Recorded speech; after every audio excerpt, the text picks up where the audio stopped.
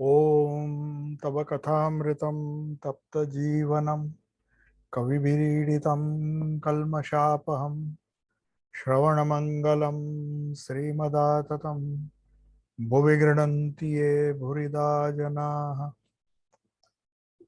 So, Sri Krishna is in the worship hall of Surendra Mitra's house, and the conversation took place on 13th April 1883. It's roughly 3 years before Sri Krishna's Mahasamadhi. And in our previous class, we saw Sri Krishna is telling Vaidyanath, who has come with Surendra, is a friend of Surendra, and he says, whatever you see is his power. Without his power, nobody can do anything. And then he says, God's power equally manifest? Is not equally manifest everywhere? That is what many people would like to believe, that God is impartial, he manifests, that some kind of equality people want to see in society. So they say God has made everybody equal, or God has given equal powers to all. So this kind of trying to see equality everywhere is not possible. One has to see the unity underlying diversity. But diversity is the very nature of Prakriti. And because diversity is the nature of Prakriti, and because it is temporary, because it is not eternal, we are told, our scriptures tell us, that one has to strive to reach the pure consciousness, the underlying unity behind, or underlying unity which gives a eternal sort of nature to reality. So the eternal reality, which is pure consciousness, is of the nature of Brahman or Purusha, and the Prakriti by its very nature has to be diverse. And that diversity, Sri Krishna says, that power or Shakti. So Sri Krishna says, how can you say that Shakti is equal? You see in life that everywhere you see there is difference in power, the manifestation of power. Shakti may be one, Prakriti may be one, but Sri Krishna very nicely explained to Vidyasagar. He said, how can you, has God given, Vidyasagar asked him, has God given more power to some and less power to others? Sri Krishna immediately replied, it is a matter of fact, if there was not unequal power, why should we have come to see you? So he's telling Vidyasagar, because you possess certain qualities which are considered to be rare among human beings, some nobility of character, unselfishness, purity, and all those things.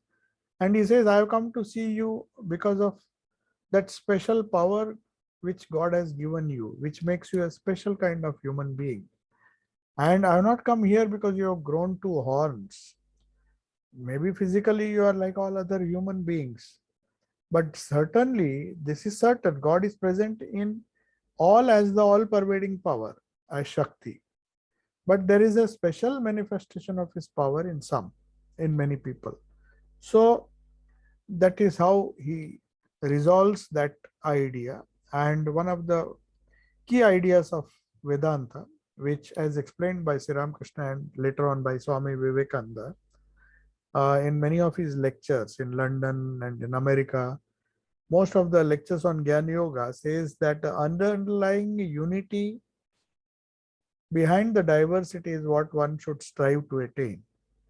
That is the goal of Vedanta. It's not that we decry or we deny diversity. That would be wrong, because it's a matter of fact, matter of daily experience, that some are endowed with more power and some are endowed with less power.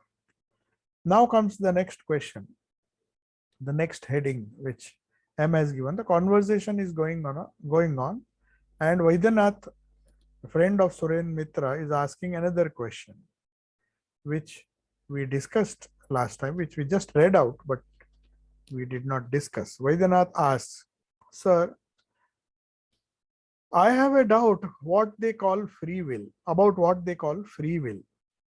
In those days, as I told you, the German philosophers and the many other philosophers, especially the Western philosophers, they thought that human being is endowed with some kind of free will. He can decide what to become, what to do, what not to do.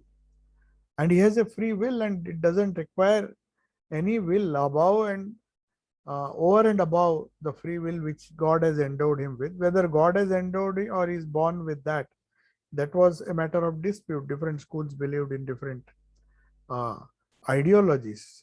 But the idea of free will was very important. So, how to reconcile whether every human being or every animal, every being, does he have a free will, or does he operate through a supreme will which is known as God's will? Many religions ask you to blindly believe that everything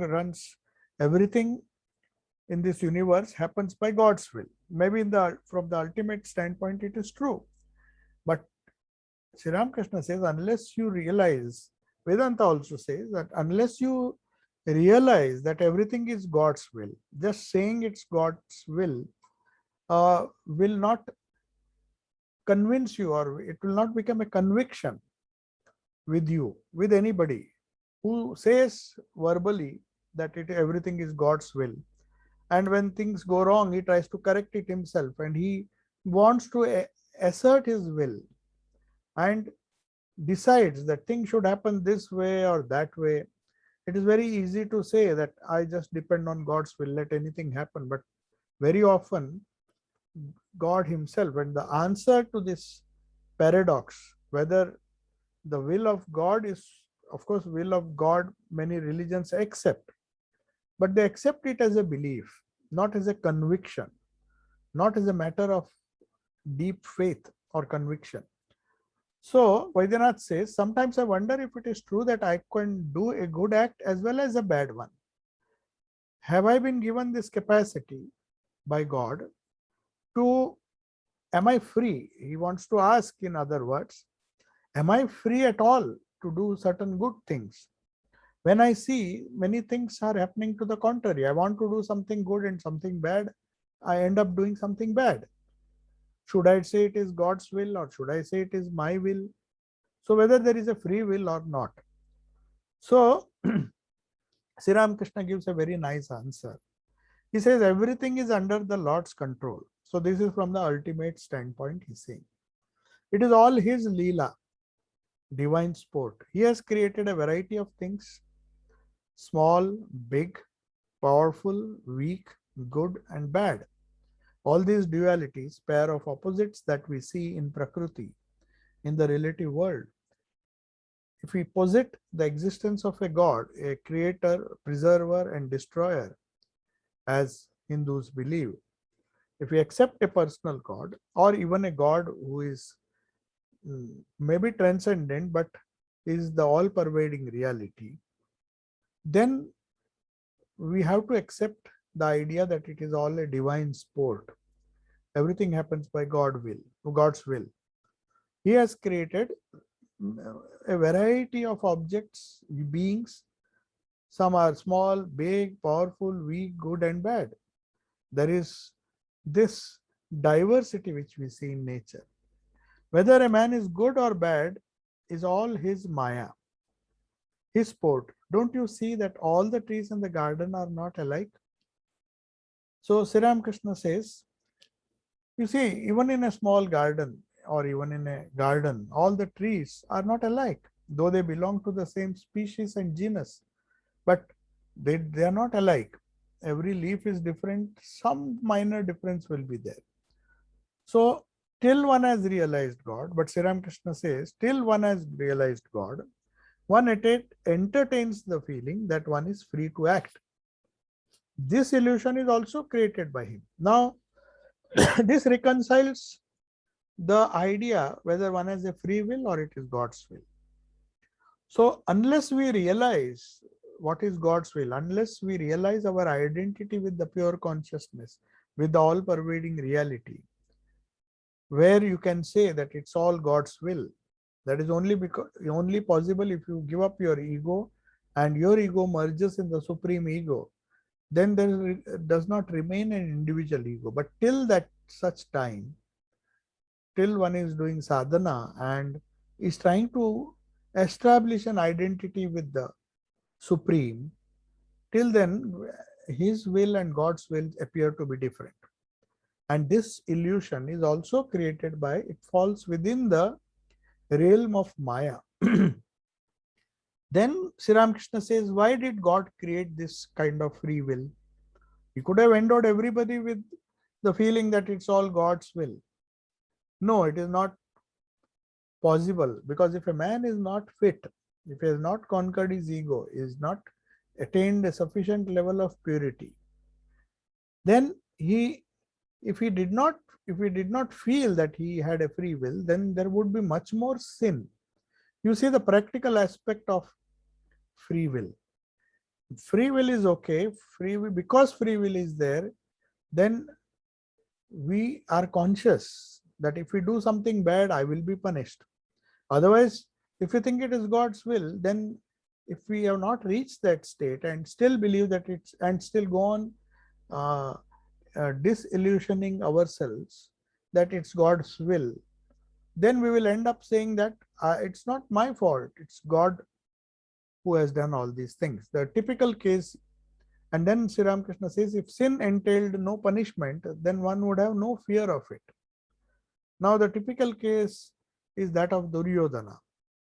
When he was asked, why did you do all these things if you had just lived in peace with the Pandavas and agreed to give their share, whatever little they had asked? They had not asked for the whole empire, because they had lost the game of dice which made them, but you could have avoided this war and perhaps you would have been saved.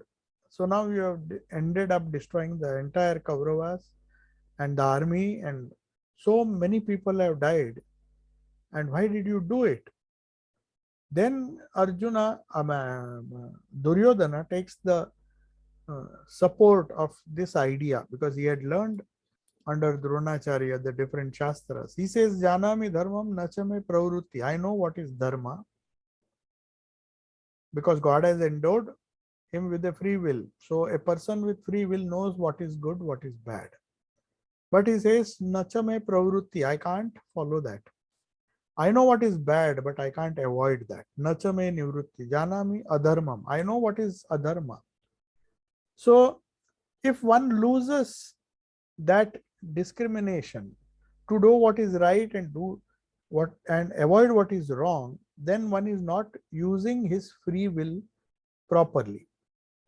So then Sri Ramakrishna says, do you know how one feels when one has realized the Lord? He says, but there are some people who after realization or realizing the Lord, then he can say, but then he genuinely feels that I am a machine, you are the operator.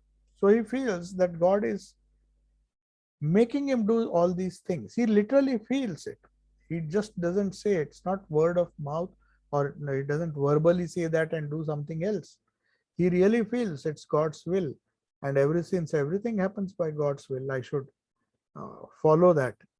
And I should take things as they come and not assert my will anymore.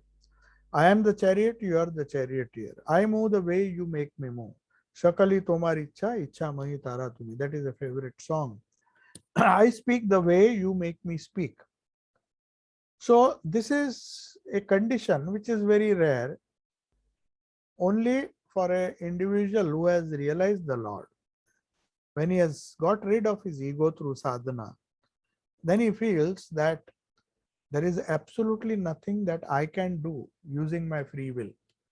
Whatever I do, no doubt things are getting done by me, but he really feels that he is not the doer. He is not the karta. It is, as Sri Ramakrishna used to say, point out to his body. He never said, I did it. He said, this body, mother makes this body do this. So he was very careful, even verbally. He never uttered something which would emphasize the ego. He was so careful because he felt it that way. He knew that the mother, divine mother, so for small things he used to go And Totapuri found it, his guru who taught him Advait Vedanta, he found it very amusing. He said, I'll go and ask mother. He thought he's asking his biological mother. But then when he goes to the temple, he says, is this person foolish? Because Advaitins don't believe in the Shakti or the Divine Mother. So he says, whom is he asking and will she answer?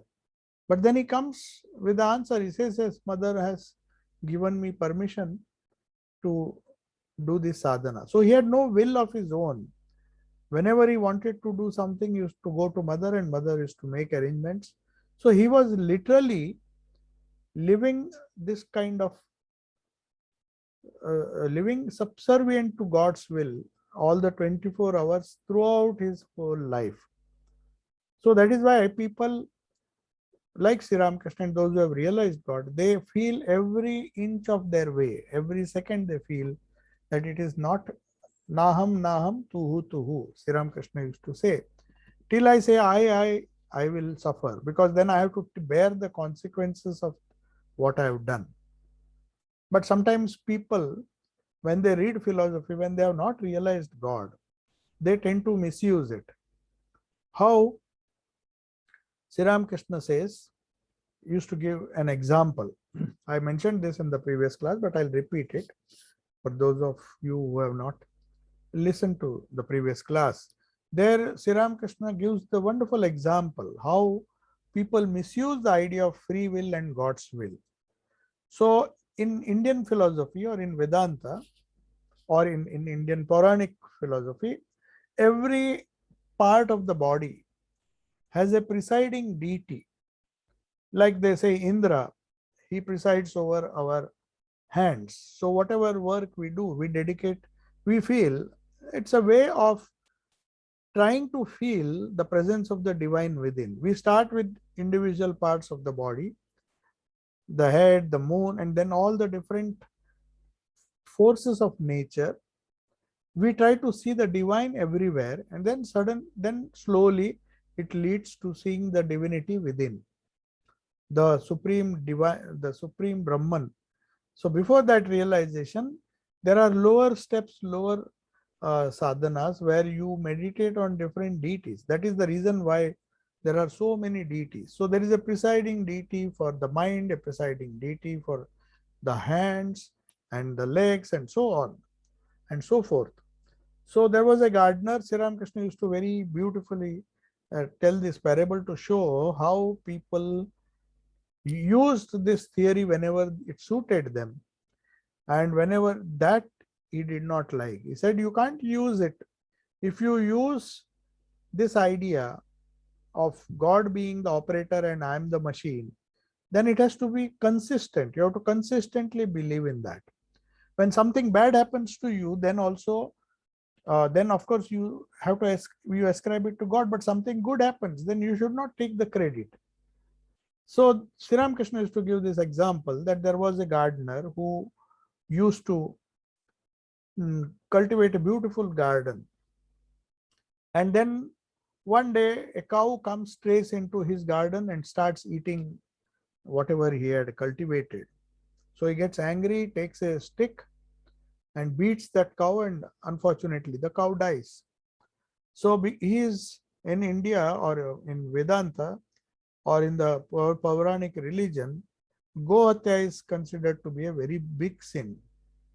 It is as uh, dangerous as manslaughter. So you don't kill a cow and you get away with that.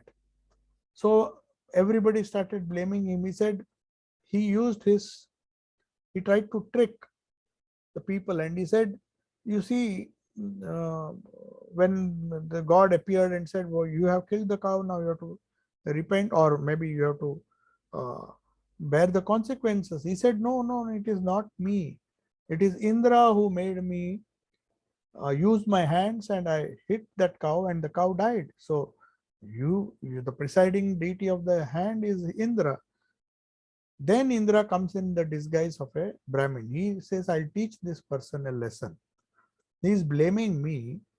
Now I will teach him and make him understand what exactly, if he has really felt or believed that it was Indra who has killed the cow, then I will uh, teach him a lesson. So he comes, Indra comes disguising as a, then he says he comes in disguised as a Brahmin and comes and tells that gardener, oh, such a wonderful garden.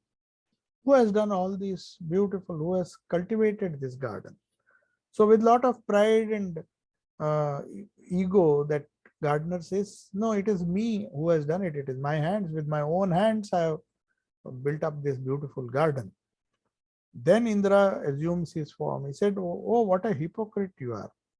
When when the sin of the cow was about to be, the responsibility of killing the cow had to be taken by somebody, you said you just washed your hands and said, oh, it is not me, it is Indra who did it with these hands. He is the presiding deity. He forced me to do, I mean, whatever he uh, made me do, I did. Then in that case, if you have used your hands and grown this garden, then when I asked you, of course in a disguised way, he came and asked, he said, why didn't you say that it is Indra's grace that such a beautiful garden? Then I would have understood that you are giving the credit, as well as when things go wrong also, you depend on the Lord alone. In that case, it is okay. So this misuse of God's will, the idea to feel or to tell people or to think that one is acting according to God's will, when one has not realized in truth what God's will is, when one has not realized or seen the Lord or had a vision of the Lord, then it is a kind of hypocrisy. So that is why God has kept this idea of free will. So he has to take the responsibility. If he takes the responsibility himself, then he will not blame anybody for the accidents that he causes or the deliberate things which he does. He has to bear the consequences of all the actions. So that free will God has deliberately kept. Sri Ramakrishna says that God has deliberately kept it. Otherwise, people will do whatever they please and then blame somebody else. That is what most of the people try to do. But there is a thing known as justice, the theory of karma, which tells that you have to bear the consequences of whatever you are doing. That is as long as the idea of free will is there. But once one realizes God, then the laws of karma no more bound that person. Then he does everything for the good of the world. He cannot do anything wrong. As Sri Ramakrishna used to say, an expert dancer will never take a false step. It is one who doesn't know, who is not an expert dancer, he makes mistakes. But an expert dancer or an expert sadhaka who has always attuned his will to the will of the Lord, he never makes mistakes. He will always necessarily do what is right, what is according to dharma. So as Duryodhana said, Janami dharma, I know dharma, but I can't do it. He can't blame the Lord. The Lord says, no, if you knew what adharma is, then you should not have done it. And if you knew what dharma is, then why didn't you do it? God had given you a free will. You are full of ego, you're full of jealousy, so many qualities he had.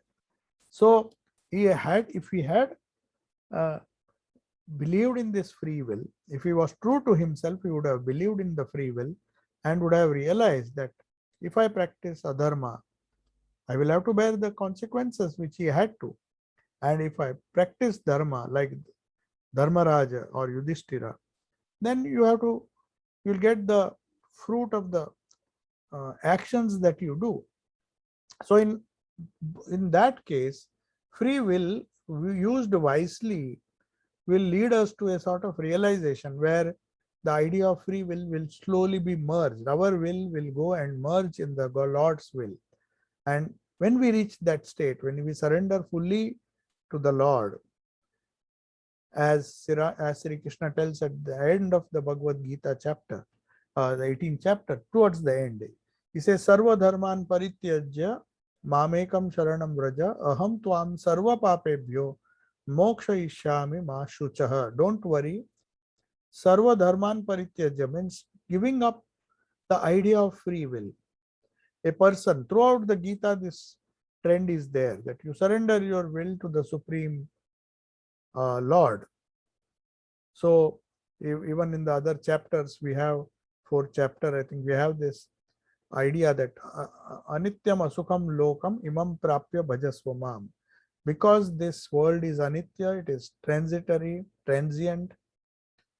That is why, because of the transitoriness or transitory nature of the world, because of its impermanent nature, then because of that, it is asukha. There is no happiness in this world.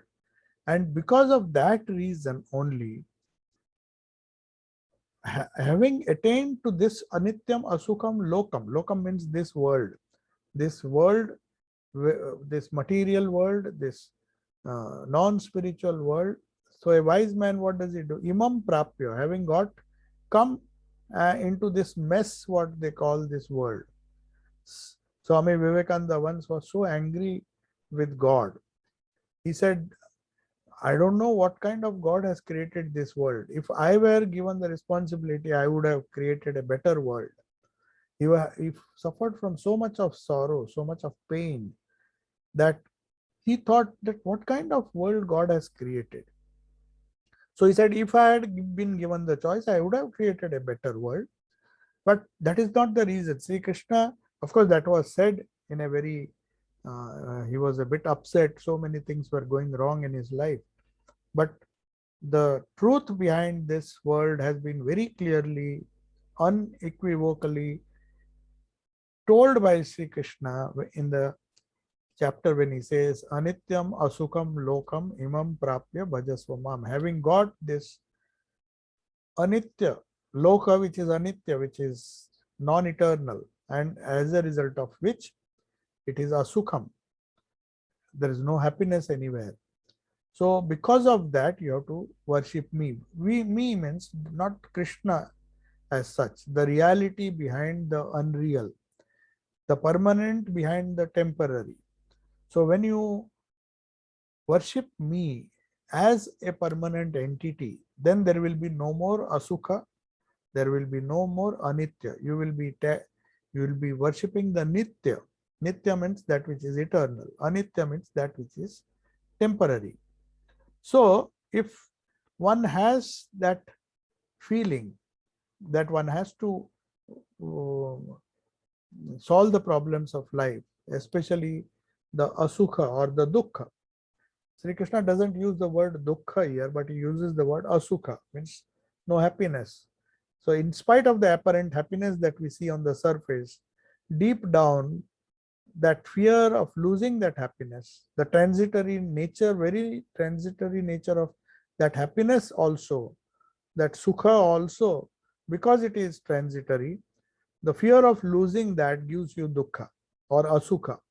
So anityam asukham lokam imam prapya. So that is why you worship me. When you worship the Lord, and as Sri Krishna says, giving up all the dharma, sarva dharma, that doesn't mean that you have to do evil things. Giving up that agentship, the fact that I am a good person or I am a bad person, giving up that ego. Mamekam sharanam vraja, you surrender to the will of the Lord. Then I will deliver you from all the sins. Aham tvam, I will deliver you from all the sins. Sarva papebhyo, all the sins, so-called sins, which is a relative word. When you are in the relative world, the word papa is also relative. That which takes you towards the gross is a sin. That which takes you towards the Lord is good. So that is the definition of papa and punya given by Swamiji. So Swamiji once was asked, what is the best definition of good and evil? How do you know what is good, what is evil? So he says, anything that takes you Godward is good. Anything that takes you away from God or away from eternal, that is one of the best definitions. Otherwise, morality can be a very, very big subject, and you will be going around in circles and circles, because it depends on the time, the place, and the culture where you have born. So many things. That which is moral in one place is immoral in some other place. In some situation, certain things are moral. If somebody kills somebody, in a war, then it is not murder. If he kills him during peace time, that same soldier, if he kills, he will be charged with murder. So it depends on the time and the rules of causes. So what is morality and what is not morality? What is ethics? What is good? What is bad? Is a very difficult thing to understand. That is why Sri Krishna says, Gahana Karmano Gati. Karma, the way of way of duty, the way of dharma and adharma is very, very complicated. So that is why the best test of goodness and evil. What is good? Anything that takes you towards God, means anything that takes you towards the eternal reality is good, and anything that takes you towards the temporary reality or towards the world, towards the gross, is evil. So all our actions have to be judged by the attitude, by the purpose with which we are doing the actions, not the action themselves.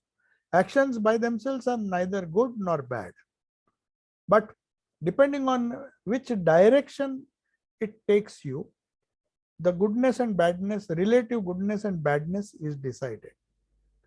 So the idea of Sarva Dharman Parityajya Mamekam Sharanam Vraja, that is merging one's free will, because dharma and adharma we do not know what is. As Duryodhana rightly pointed out, in a way he was right. He says, I know what is dharma, but I can't practice it. I don't know why, but I can't practice it. And I know what is adharma, but I can't desist from it. I can't resist doing that. So something forces me. In fact, Sri Krishna says it is Prakriti which is making you do all these things. The three gunas in various proportion make you follow and do certain things which can be termed as bad or good. If tamas prevails, then you go towards the gross, you go towards the material world, and that is a bad action. And if sattva prevails, then it takes you, your direction of your journey, your karma, it takes you through the path of dharma. So dharma or goodness takes you towards God, adharma takes you away from God. That is the simplest definition of good and evil. So Sri Ramakrishna says, then Ramakrishna is asking now, Vaidyanath, Sri Ramakrishna is telling, because after explaining to him what is free will and what is God's will, which one is true? Both are true in different contexts.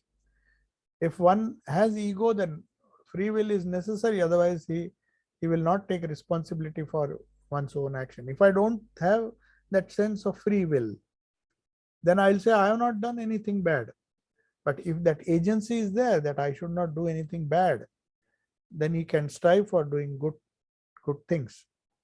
So Sri Ramakrishna now asks Vaidyanath, because he was asking too many questions. He said it's not right to argue. What do you think? Now he's just testing what type of person this Vaidyanath is. Vaidyanath says, yes, sir, the inclination to argue disappears only when one attains jnana. People have an idea that one who is rational, who keeps on asking questions or keeps on arguing for the sake of argument, is a jnani. But true jnana, as Sri Ramakrishna pointed out to him during his first meeting, when he said, my wife is a jnani and I mean, going to some college and getting a degree, he thought was jnana.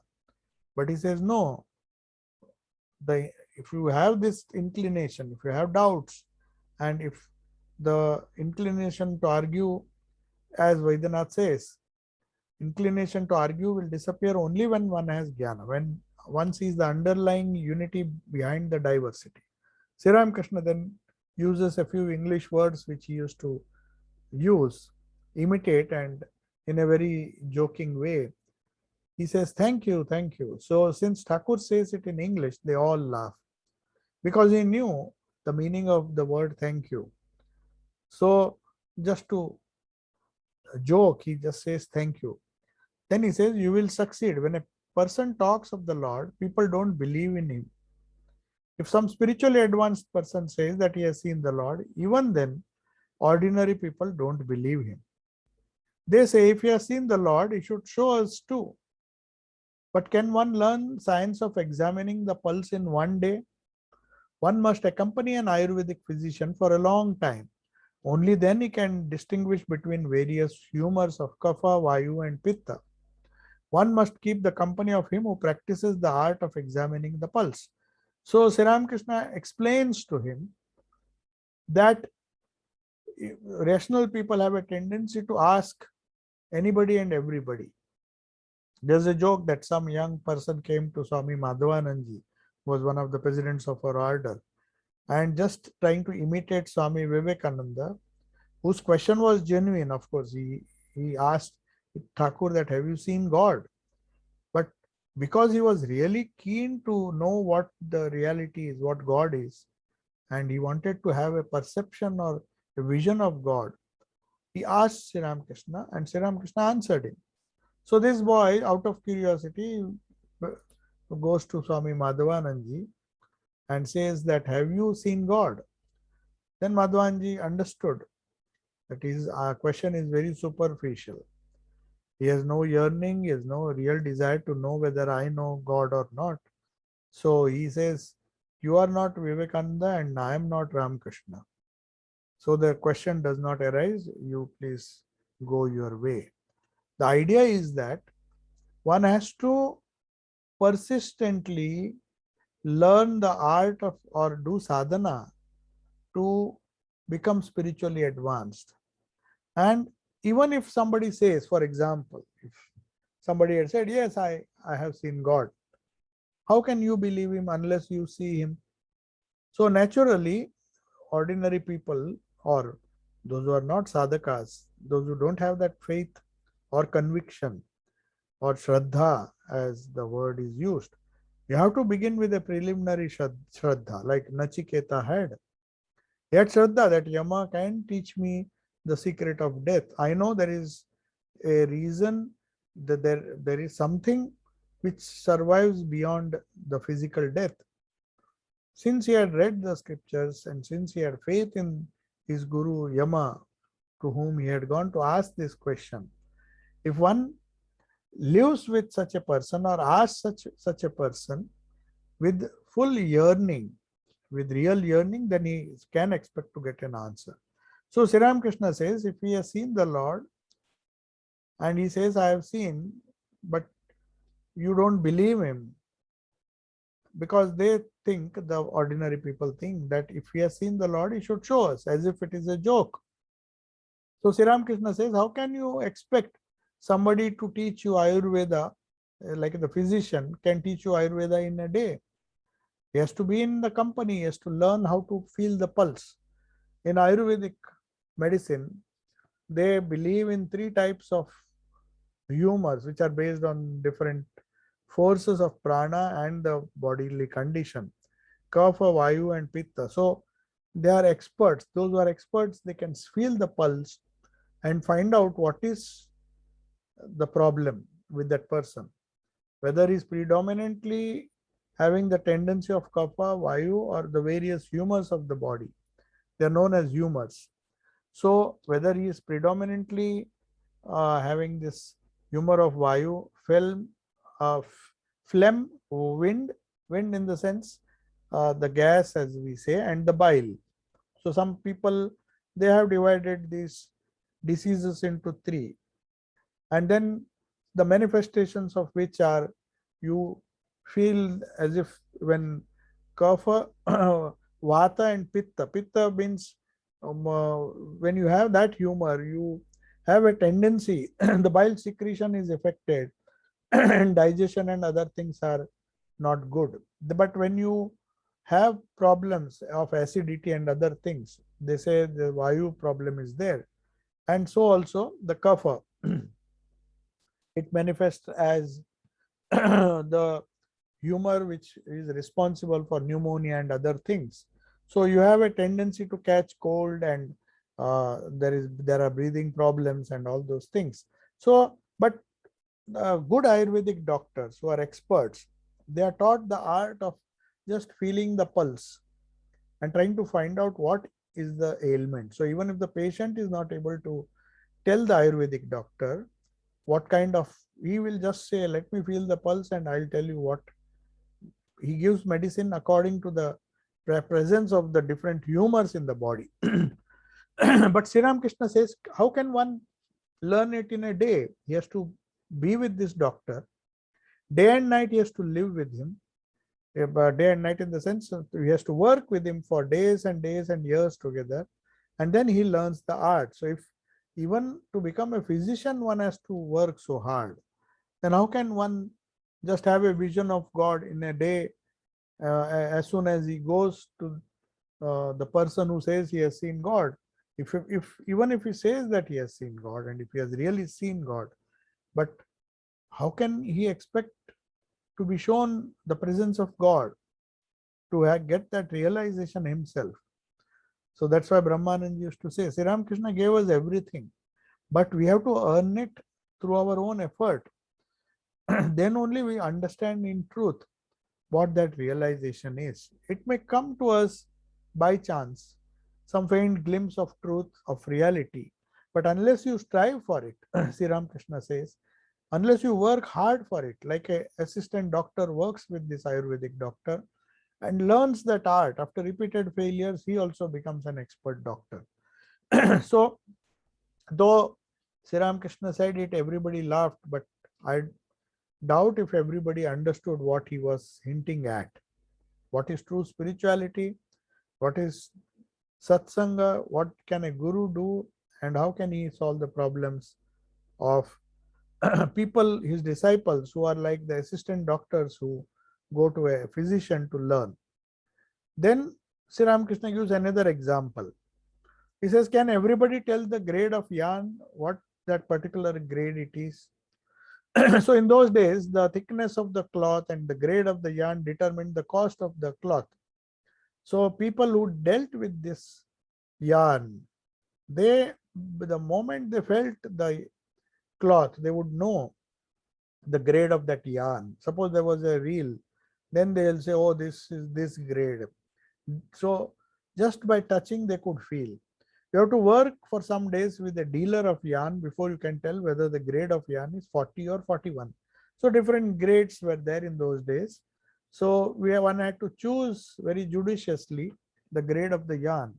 So that yarn, the thread which they choose, if somebody says it is 41, how do you know it unless you have been familiar with that testing procedure? Then by touching it or by some other method, they would understand that this is grade 41 or 40. So that is Sri Ramakrishna knew that, and he had perhaps seen the weavers or the people who purchased this yarn and produced cloth. Most of them would do it through the hand loom. So it was run by hand. Not, machines were not there, textile machines. So by hand one had to weave. So weaving was a very big profession. So Sri Ramakrishna perhaps would have seen these weavers, how they choose the yarn, and the fineness of the cloth depends on the yarn they choose, whether it is 40 grade, 41. So perhaps you had different types of threads. So that shows that one has to learn under the guidance of a guru all the spiritual truths, under someone who has had some experience, at least better experience than what the disciple has. So at least that they can attain. All doctors may not be ideal doctors. There can be lesser doctors also.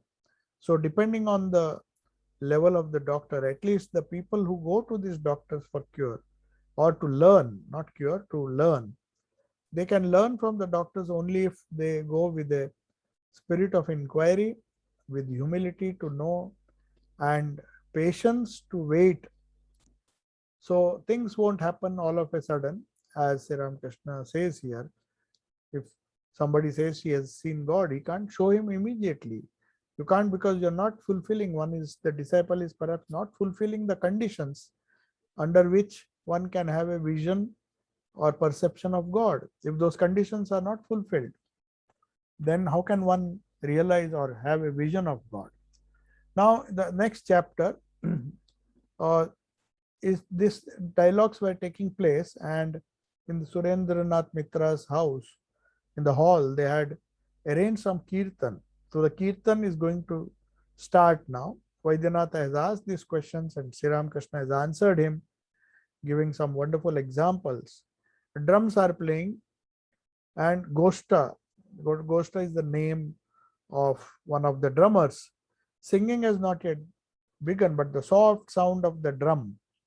Normally, they use this khol. It is it is a type of drum which has a very nice sound, soft sound. So Master Mahashayam is describing that sound and says it brings to mind Gauranga's group of devotees singing the name of the Lord. So Gauranga, Chaitanya Mahaprabhu, when he sang Kirtan, there would be these drummers, people who played this khol, and they used to sing to the beats, to the tune of the music and the beats of this khol.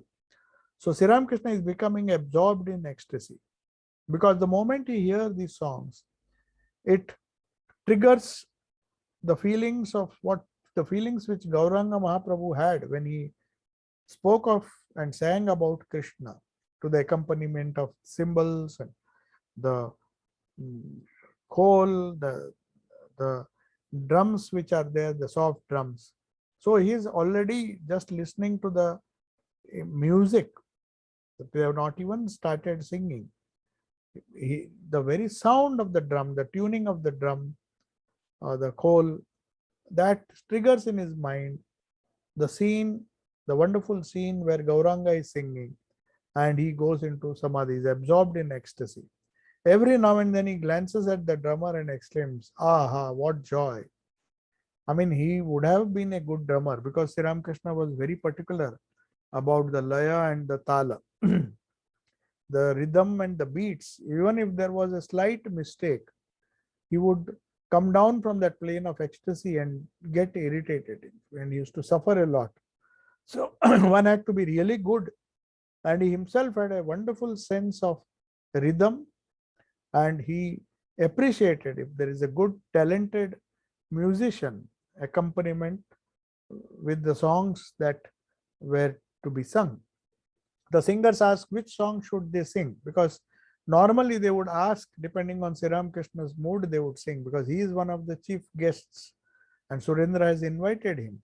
So the singers know that there are certain songs which Sri Ramakrishna likes, so we should sing those songs. Sri Ramakrishna asks humbly, because he heard the sound of khol. Normally the Vaishnava kirtans, they use this soft sound of khol.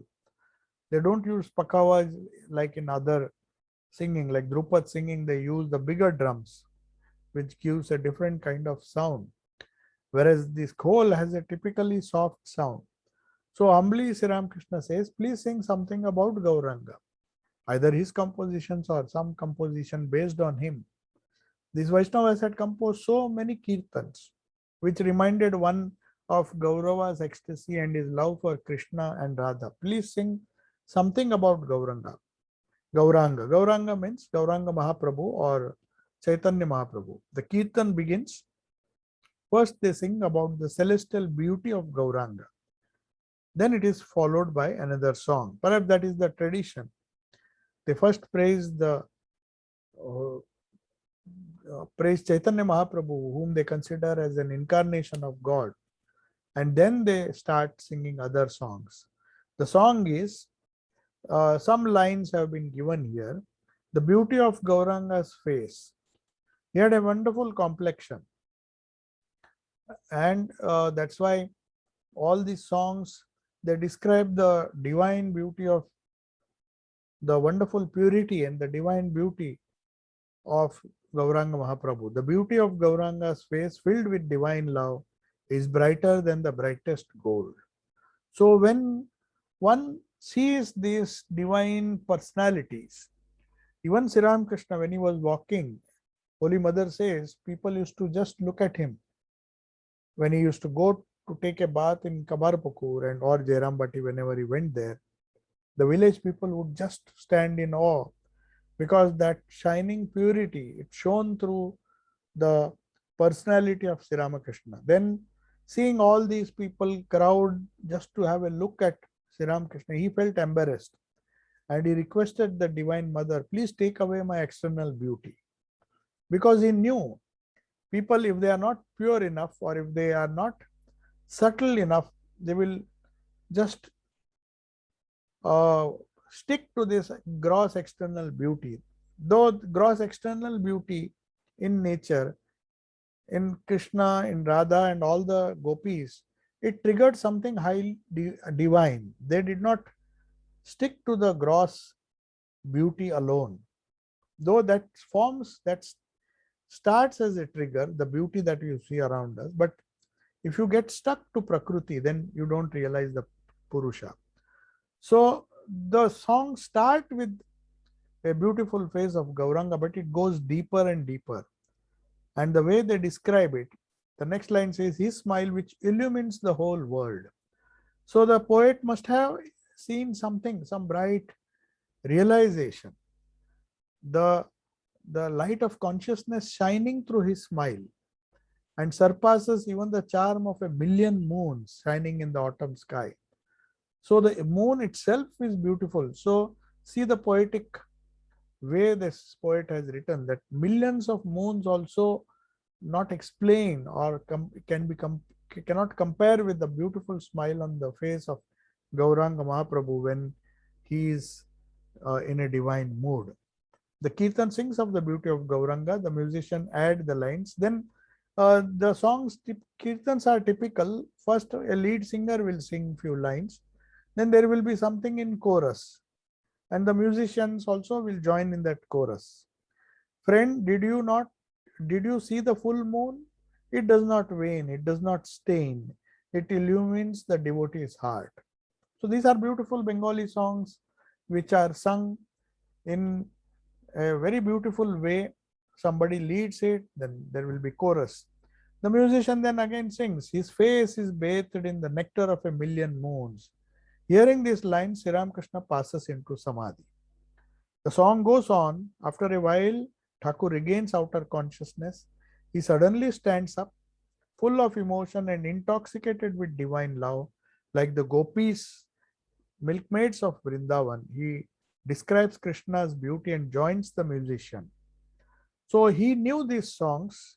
Most of the songs Sri Ramakrishna knew by heart. In fact, he has sung so many songs in the gospel. More than 72 are recorded. Master sang so many songs, but he used to join. Somebody would start the singing. Sometimes he would improvise depending on what he saw, or sometimes he would repeat the same lyrics of the original poet. Friend, is it his beauty or because of some fault of my own? So in the three worlds, I see nothing but Krishna. So the gopis of Vrindavan, they say, I don't know what is wrong with me. Is it some fault of my eyes that I behold only Krishna everywhere, in all the three worlds? So that is a poetic way of saying that the divine presence was seen everywhere. Once they see the beauty, they forget, they do not see the diversity anymore. Even if they see the Yamuna, the black water of the Yamuna reminds them of Krishna. They see the black jamun, that also reminds them of Krishna. So maybe if they see something green, it reminds them of the feather, the peacock feather with which that young Krishna used to adorn himself, his head. So all these visions, whatever they saw, they would feel, the gopis used to feel the presence of their Ishta in everything they say around them, and in all the three worlds. And he describes, Thakur describes, he says, he reproduces what this poet has sung. He says, is it because of some fault that I see that beauty? Is it his beauty, or because my brain has some kind of illusion that I am seeing Krishna everywhere?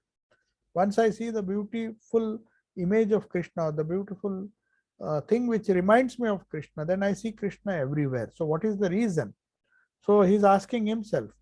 Thakur sings as he dances. The devotees watch him in amazement. The singer then sings, the gopi is speaking. Oh flute, please stop. Can't you go to sleep? So he sings further. How can it sleep? The flute can't. The external noise, once when one has the vision of the divine Lord, everything gross, everything external becomes like a big pain. They just don't want, they want to immerse themselves in consciousness. The gross thing, it triggers something which makes them painful. The voice goes into the voice of the flute is internalized. The dhvani, the sound outside, transforms into the sound inside. It is known as anahata, the unstruck sound of the flute. So he says, oh flute, please stop. So these are experiences of these kirtankars or these great saints who literally felt the external noise to be just noise. That is why most of the religious feelings and the religious states, the high spiritual states which Sri Ramakrishna had, they were all in deep silence. So after the sound of, they say, u and ma, when om ends, Sri Ramakrishna says, after the gong, the sound of the gong, or the recitation of the pranava, that is om, u and ma, when the sound stops, there is a quiet silence which follows. And one gets immersed in that transcendental state. So the flute sound, the singer finds, or the saint says, I just find this flute sound, can you not just stop? Can you not just go to sleep? He says, the flute is disturbing me. I have attained that kind of samadhi. Then he says, no, how can the flute sleep? It is lying on such a delicate and beautiful twig.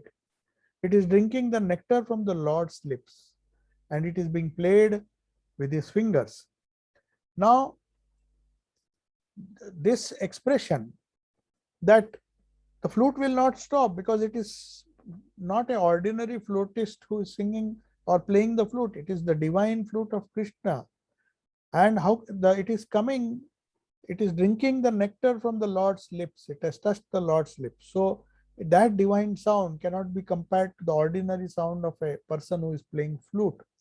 And it is his fingers, the divine fingers. So let that divine flute go on. Then we see Sri Ramakrishna takes his seat.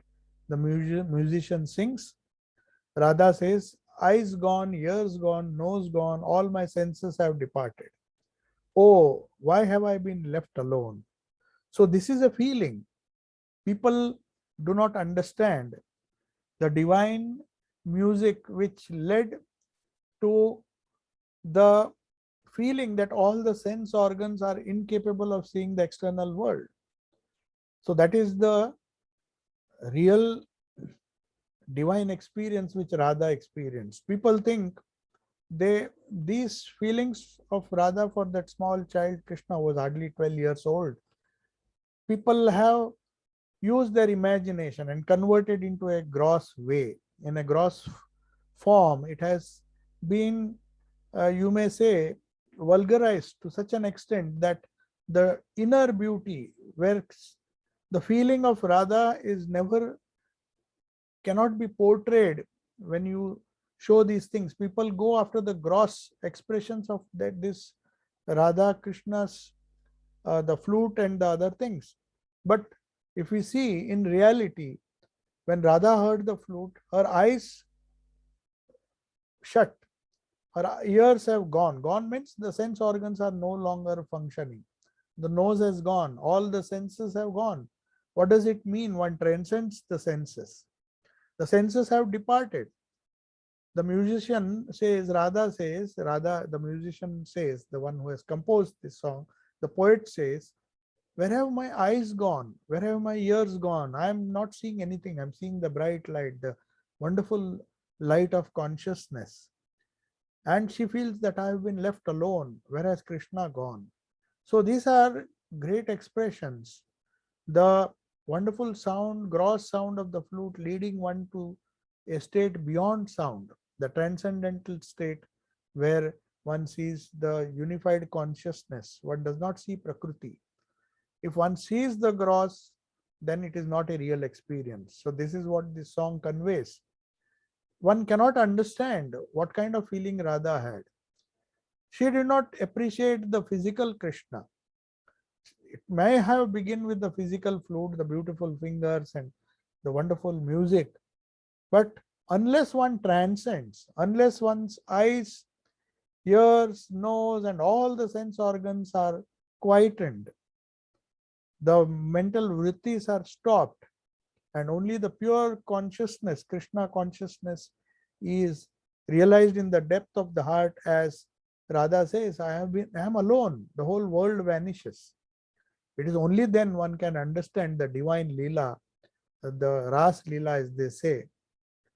But unfortunately, when we try to depict it in drama and in all the, we make it so gross.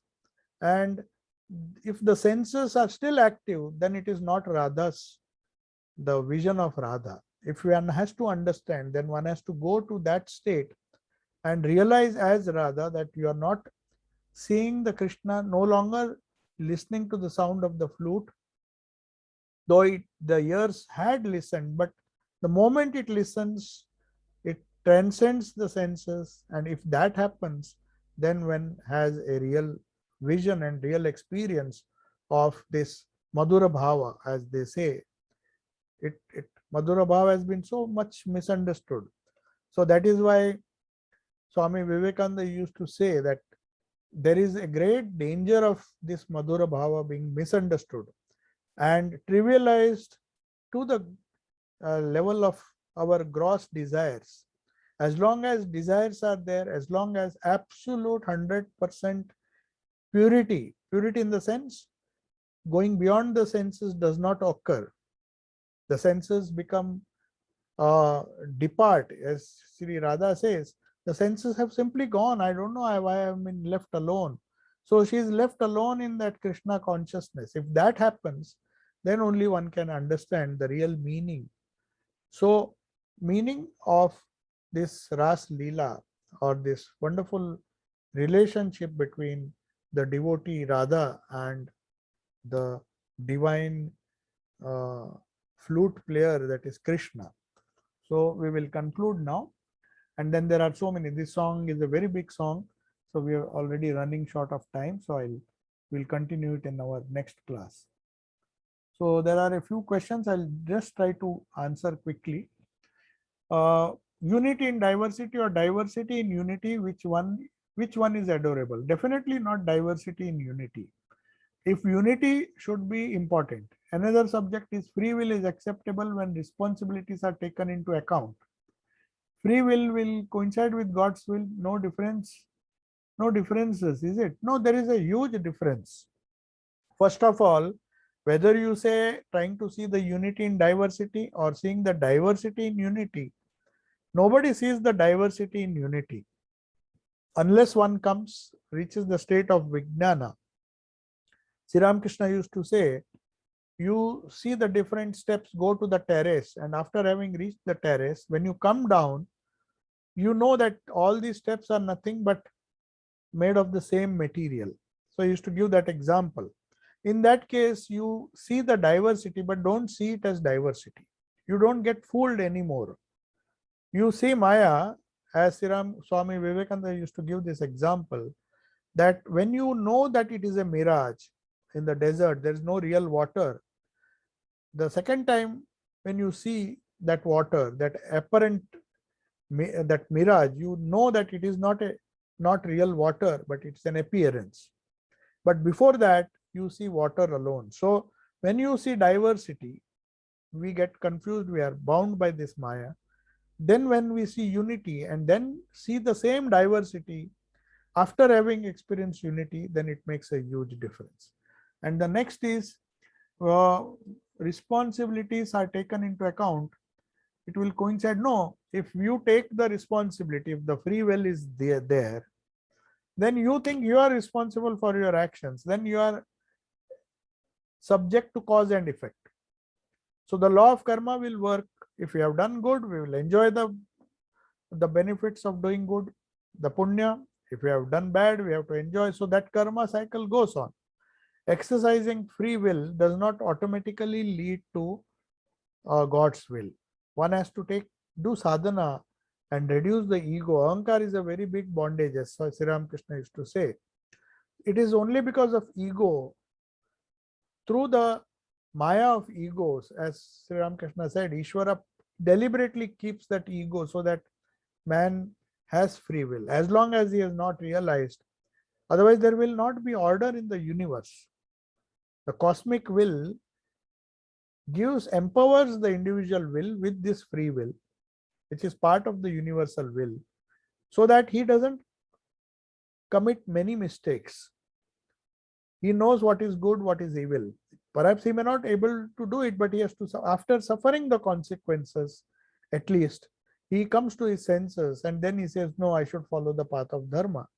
Then he goes beyond dharma. Sarva dharman parityajya mamekam sharanam vraja. So the transcending of dharma takes place only when one controls the adharma by dharma. So the next question is, Thakur says that after samadhi, the Brahma Jnani experiences names and forms dream-like. What does Thakur mean by it? Again, Thakur says that Bhakta perceives creation as real. Yes, as I said, that is the state of Vijnana which Sri Ramakrishna spoke of. He sees, it's not that he doesn't see, he sees, but he sees with a different knowledge. When after samadhi, when he gets Brahma Jnana, he sees pure consciousness, and then when he sees the forms again, he is not deluded. Before Brahma Jnana, he is deluded. He thinks that these inert things are conscious. But once he sees the true consciousness, he sees that consciousness everywhere. Sri Ramakrishna described that vision when he said that I see all these beings are like different pillowcases. And in that pillow, a lot of cotton is stuffed. Pillows of different sizes, shapes, and color are seen, but inside it, there is the same cotton. So one feels that consciousness is suffusing, but that happens only when one realizes that unitary consciousness and not the individual consciousness. Then we make distinction that he is a good man, he is a bad man, this is conscious, this is unconscious, this is stone, this is an animal, this is a human being. But one who sees pure consciousness, he doesn't make that mistake. So Thakur, it's dream-like in that sense. So Jnani experiences these forms as a dream. Because in a dream, you get attached, but it is harmless. So Jnani, when he comes to this world, he sees the world, waking world, which we think is very real. We get so much upset when we lose some money or lose our health and many things happen, and then we get upset. We don't consider it as a dream. We think it is real. But for a Jnani, all these things, Sri Ramakrishna used to give a beautiful example. I'll conclude with this. There was a person who lost one son. And then next day, everybody was grieving and crying, and his wife was crying, and he was also crying. But then next day they saw he was very calm and peaceful. Then somebody asked, what is the reason you lost your son yesterday? And today you are behaving as if nothing has happened. You are very calm, peaceful, full of joy, or maybe at least calm and peaceful. So he says, yesterday I had a terrible dream. I saw that I had 7 sons and they were all of different ages, and all of them capsized and died. Somehow they died. And it was a horrible thing. Even if it was in a dream, I felt it was so real in that dream.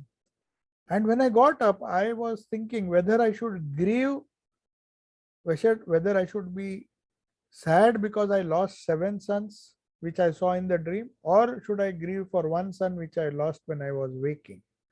So that is what Thakur means when he says he sees everything dream-like. He no longer makes a distinction because both are temporary.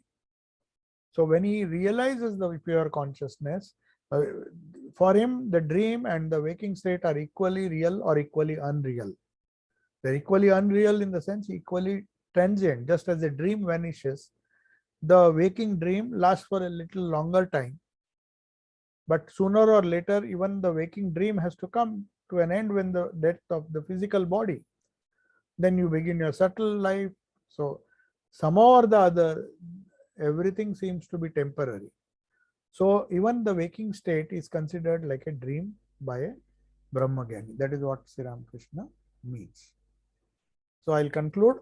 Om Shanti Shanti Shanti Harihi Om Tat Sat Sri Ramakrishna Arpanamastu.